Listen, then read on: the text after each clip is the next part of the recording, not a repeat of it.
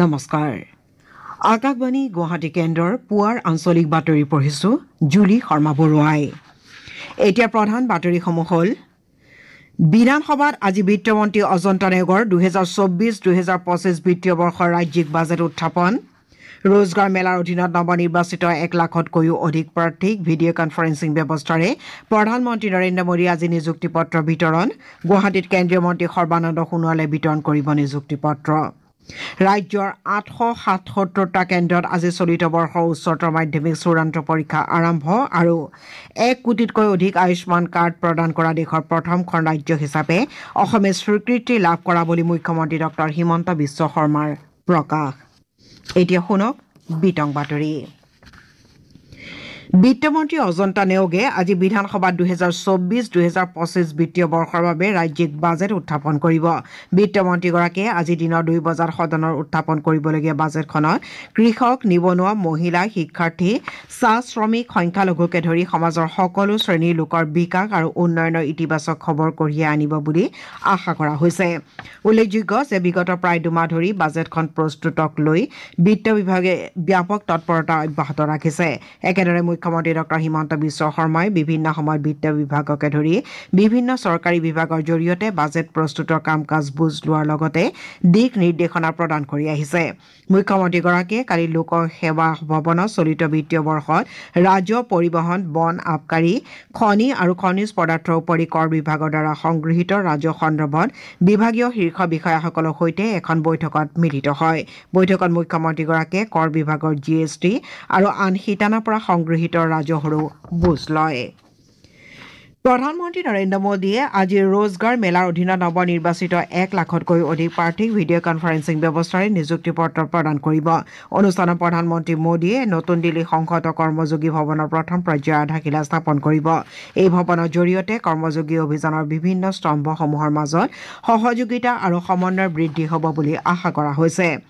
দেশৰ 47টা স্থানৰ रोजगार মেলা অনুষ্ঠিত হ'ব গুৱাহাটীত বিমান জাহাজ জলপথ আৰু আয়ুষ বিভাগৰ মন্ত্ৰী সৰ্বানন্দ সোণোৱালে रोजगार মেলা অনুষ্ঠানত অংশগ্ৰহণ কৰিব আজাৰাত থকা বিএছএফৰ কাৰ্যালয়ত আয়োজিত অনুষ্ঠানত অংশগ্ৰহণ কৰি কেন্দ্ৰীয় মন্ত্ৰীগৰাকীয়ে নৱ নিযুক্ত প্ৰাৰ্থীসকলক নিযুক্তি পত্ৰ বিতৰণ কৰিব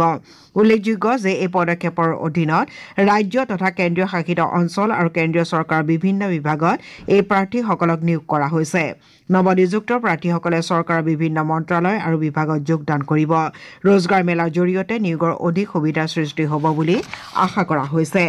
এই মেলাই ৰাষ্ট্ৰৰ উন্নয়নত যুৱচামৰ পোনপটীয়া অংশগ্ৰহণ তথা তেওঁলোকৰ সবলীকৰণৰ বাবে সুবিধা আগবঢ়ায় নৱনিৰ্বাচিত প্ৰাৰ্থীসকলে আই গট কৰ্মযোগী পৰ্টেলত কৰ্মযোগী প্ৰাৰম্ভ নামৰ এটা অনলাইন মডিউলৰ জৰিয়তে নিজকে প্ৰশিক্ষিত কৰাৰ সুযোগ লাভ কৰিছে এই পৰ্টেলত 880টাতকৈ অধিক ই-শিক্ষণৰ পাঠ্যক্ৰম উপলব্ধ কৰা হৈছে চলিত বছৰৰ উচ্চতৰ মাধ্যমিক চূড়ান্ত পৰীক্ষা আজি আৰম্ভ হৈছে শিক্ষামন্ত্ৰী ডাক্তৰ ৰানুজ পেগুৱে এই পৰীক্ষাত অৱতীৰ্ণ হ'বলগীয়া সমূহ শিক্ষাৰ্থীলৈ শুভেচ্ছা জ্ঞাপন কৰি দিয়া এটা বাৰ্তাত কঠোৰ পৰিশ্ৰম আৰু নিষ্ঠাই তেওঁলোকক সফলতাৰ বাট দেখুৱাব বুলি আশা প্ৰকাশ কৰে শিক্ষামন্ত্ৰীগৰাকীয়ে পৰীক্ষাৰ্থীসকলক গভীৰ মনোযোগ আৰু আত্মবিশ্বাসেৰে নিজৰ শ্ৰেষ্ঠত্ব উজাৰি দিবলৈ আহ্বান জনায় উল্লেখযোগ্য যে এইবাৰ পৰীক্ষাত মুঠ 2,80,216 গৰাকী পৰীক্ষাৰ্থী অৱতীৰ্ণ হৈছে ইয়াৰে কলা শাখাত 2,06,467 বিজ্ঞান শাখাত 55,287 বাণিজ্য শাখাত 17,582 আৰু বৃত্তিমুখী শাখাত 880 গৰাকী পৰীক্ষাৰ্থী অৱতীৰ্ণ হৈছে উচ্চতৰ মাধ্যমিক শিক্ষা সংসদৰ পৰীক্ষা নিয়ন্ত্ৰক পংকজ বৰঠাকুৰে প্ৰকাশ কৰা মতে এইবাৰ 877টা কেন্দ্ৰত পৰীক্ষা অনুষ্ঠিত হৈছে আৰু 61টা মূল্যায়ন মণ্ডলত বহীসমূহ পৰীক্ষা কৰা হ'ব আজি আৰম্ভ হোৱা উচ্চতৰ মাধ্যমিক চূড়ান্ত পৰীক্ষা আৰু 16 ফেব্ৰুৱাৰীৰ পৰা হ'বলগীয়া হাইস্কুল শিক্ষান্ত পৰীক্ষাৰ বাবে প্ৰতিখন জিলাতে পৰীক্ষা অনুষ্ঠিত হ'বলগীয়া কেন্দ্ৰসমূহৰ আশে-পাশে প্ৰশাসনে 144 ধাৰা জাৰি কৰি বিভিন্ন নিষেধাজ্ঞা আৰোপ কৰিছে উল্লেখযোগ্য যে অহা 13 মাৰ্চত এই পৰীক্ষাৰ অন্ত পৰিব আনহাতে শিক্ষা সচিবে জাৰি কৰা এটা নিৰ্দেশ অনুসৰি হাইস্কুল শিক্ষান্ত আৰু উচ্চতৰ মাধ্যমিক চূড়ান্ত পৰীক্ষাৰ দায়িত্বত নথকা শিক্ষক কৰ্মচাৰীসকলে পৰীক্ষাৰ সময়ছোৱাত দৈনিক বিদ্যালয় পৰিদৰ্শকৰ কাৰ্যালয়লৈ আহিব লাগিব আৰু কাৰ্যালয়টোৰ আধৰুৱা কামবোৰ কৰিব লাগিব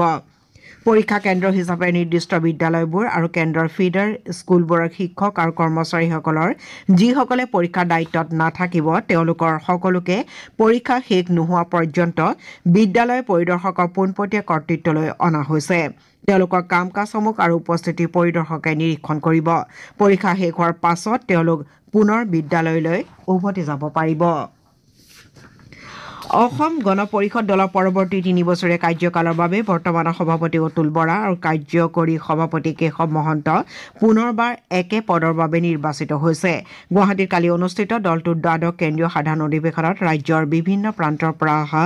আঞ্চলিক দলটোৰ প্ৰতিনিধিসকলে দুয়োগৰাকী নেতাক পৰৱৰ্তী কাৰ্যকালৰ বাবে পুনৰবাৰ নিৰ্বাচিত কৰে সভাপতিৰ ভাষণত অতুল বৰাই ৰাজ্যখনৰ জনসাধাৰণৰ আশা আকাংক্ষা আৰু চিন্তাক আগবঢ়াই নিয়াৰ বাবে অসম গণ পৰিষদ দলক শক্তিশালী কৰিবলৈ দলটোৰ সদস্যসকলক আহ্বান জনায় তেওঁ কয় যে অসম গণ পৰিষদ নিৰ্বাচনী যুঁজৰ কাৰণে গঠিত কেৱল এটা ৰাজনৈতিক দল নহয় বৰঞ্চ অসমৰ ৰাজনীতিত আঞ্চলিকতাবাদী দৰ্শনৰ এটা শক্তিশালী স্তম্ভ তেওঁ লগতে দলটোক অসমৰ আঞ্চলিকতাবাদৰ আয়ুস ৰেখা বুলি অভিহিত কৰে ইপিনে সমষ্টিৰ পুনৰ নিৰ্ধাৰণৰ পাছত সমষ্টিৰ আকাৰ সলনি হোৱাৰ প্ৰতি লক্ষ্য ৰাখি অধিৱেশনত পদবী বা কাৰ্যনিৰ্বাহকৰ সংখ্যা নিৰ্ধাৰণৰ কৰ্তৃত্ব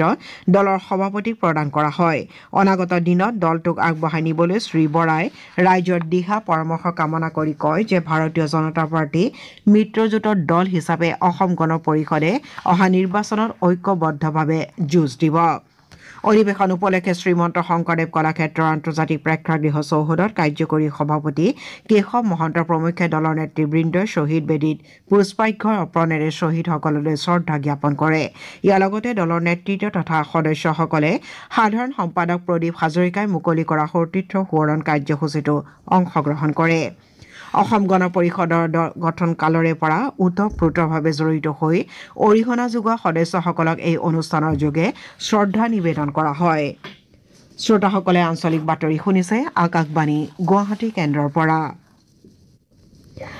সংসদত নাৰী শক্তি বন্দন বিধেয়কখন গৃহীত হৈছে বুলি উপৰাষ্ট্ৰপতি জগদীপ ধনখৰে প্ৰকাশ কৰিছে ইয়াৰ ফলত অনাগত সময়ত সংসদ আৰু বিধানসভাসমূহত মহিলাৰ অংশগ্ৰহণ বৃদ্ধি পাব তেওঁ কয় যে নাৰী শক্তিৰ সহযোগত অমৃতকালৰ লক্ষ্য নিৰ্ধাৰণ কৰি বিকশিত ভাৰতৰ প্ৰগতি অধিক শক্তিশালী হৈ উঠিব উপৰাষ্ট্ৰপতিগৰাকীয়ে গণ্ডিয়া শৈক্ষিক প্ৰতিষ্ঠানৰ প্ৰতিষ্ঠাপক মনোহৰ ভাট পেটেলৰ 118 সংখ্যক জয়ন্তী উপলক্ষে মহাৰাষ্ট্ৰৰ বিদৰ্ভৰ গণ্ডিয়াত আয়োজিত কাৰ্যসূচীত অংশগ্ৰহণ কৰি এইদৰে কয় ৰাজ্য চৰকাৰে 2023 বৰ্ষৰ বাবে আগবঢ়োৱা ৰাজ্যিক সৰ্বোচ্চ অসামৰিক সন্মানসমূহ কাইলৈ আনুষ্ঠানিকভাৱে প্ৰদান কৰা হ'ব ন্যায় কলা সংস্কৃতি ক্ৰীড়া জনসেৱা স্বাস্থ্য শিক্ষা উদ্যমিতা উদ্যোগ কৃষি পৰিৱেশ আৰু বন্যপ্ৰাণী সংৰক্ষণ আদিৰ ক্ষেত্ৰত আগবঢ়োৱা অনবদ্য সেৱাৰ স্বীকৃতি স্বৰূপে এই বঁটাসমূহ প্ৰদান কৰি অহা হৈছে শ্ৰীমন্ত শংকৰদেৱ আন্তৰ্জাতিক প্ৰেক্ষাগৃহত কাইলৈ বিয়লি 4 বজাত অনুষ্ঠিত হ'বলগীয়া এটা অনুষ্ঠানত উপৰাষ্ট্ৰপতি জগদীপ ধনখৰ মুখ্যমন্ত্ৰী ডক্টৰ হিমন্ত বিশ্ব শৰ্মাৰ উপস্থিতিত ৰাজ্যপাল গোলাব চান্দ কাটাৰীয়ে বঁটাসমূহ প্ৰদান কৰিব এইবাৰ অসম বৈভৱ বঁটা ৰঞ্জন গগৈলৈ আগবঢ়োৱা হৈছে একেদৰে অসম সৌৰভ বঁটা ডক্টৰ কিষণ চন্দ্ৰ নৌৰিয়াল এলভিছ আলী হাজৰিকা হিমা দাস আৰু নাদিৰাম দেউৰীক প্ৰদান কৰা হ'ব ইয়াৰ উপৰি ৰঞ্জিত কুমাৰ গগৈ পাৰ্বতী বৰুৱা দেৱজিৎ চাংমাই দ্ৰোণ ভূঞা নীলম দত্ত অনুপম ডেকা সৌম্যদীপ দত্ত বসন্ত চিৰিং ফুকন মানেন্দ্ৰ ডেকা মীনাক্ষী চেতিয়া পখিলা লেকথেপী তেঞ্জিং বডুচা নিৰ্মল দে জেচিন কুম্বাং পাও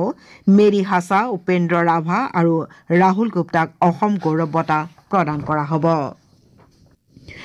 1 কোটিতকৈ অধিক আয়ুষ্মান কাৰ্ড প্ৰদান কৰা প্ৰথমখন ৰাজ্য হিচাপে অসমে স্বীকৃতি লাভ কৰিছে সামাজিক মাধ্যম যোগে মুখ্যমন্ত্ৰী ডক্টৰ হিমন্ত বিশ্ব শৰ্মাই একথা প্ৰকাশ কৰি কয় যে সকলোৰে বাবে স্বাস্থ্য সেৱা সুনিশ্চিত কৰাৰ ক্ষেত্ৰত প্ৰধানমন্ত্ৰী নৰেন্দ্ৰ মোদীৰ লক্ষ্য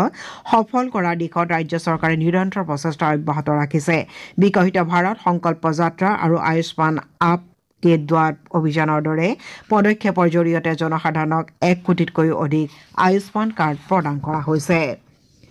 বৃহত্তৰ গুৱাহাটী ডিমাচা কছাৰী এছ'চিয়েশ্যনৰ উদ্যোগত শ্ৰীমন্ত শংকৰদেৱ কলাক্ষেত্ৰত কালি আয়োজিত বুছু উৎসৱ উদযাপন অনুষ্ঠানত মুখ্যমন্ত্ৰী ডঃ হিমন্ত বিশ্ব শৰ্মাই অংশগ্ৰহণ কৰে। অনুষ্ঠানত দিয়া ভাষণত মুখ্যমন্ত্ৰীয়ে কয় যে ভূমিৰ উৰ্বৰা শক্তি ৰক্ষা আৰু ফচল বৃদ্ধিৰ কামনাৰে এই উৎসৱ ডিমাচাসকলে পালন কৰে। পৰম্পৰাগত গীত নৃত্যৰে পালন কৰা এই উৎসৱৰ জৰিয়তে জনগোষ্ঠীটোৰ বয়ন, খাদ্য, কৃষি আদি দিশ প্ৰতিফলিত হয় বুলি মুখ্যমন্ত্ৰীয়ে মন্তব্য কৰে। তেওঁ লগতে জনগোষ্ঠীটোৰ ৰীতি নীতি, লোককৃষ্টি আদি নতুন প্ৰজন্মক আগুৱাই নিবলৈ আহ্বান জনায়। ডিমাচাসকলক নিজস্ব ভাষাৰ লগতে অসমীয়া ভাষাটো কথোপকথন কৰিবলৈ মুখ্যমন্ত্ৰীয়ে আহ্বান জনায়।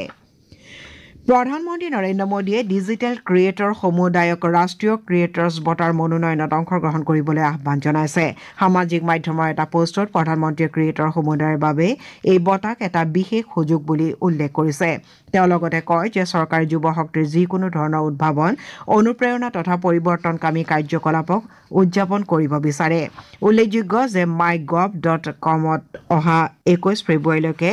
20টা শাখাত ৰাষ্ট্ৰীয় ক্ৰিয়েটৰ্ছ বঁটাৰ বাবে মনোনয়ন দাখিল কৰিব পাৰিব।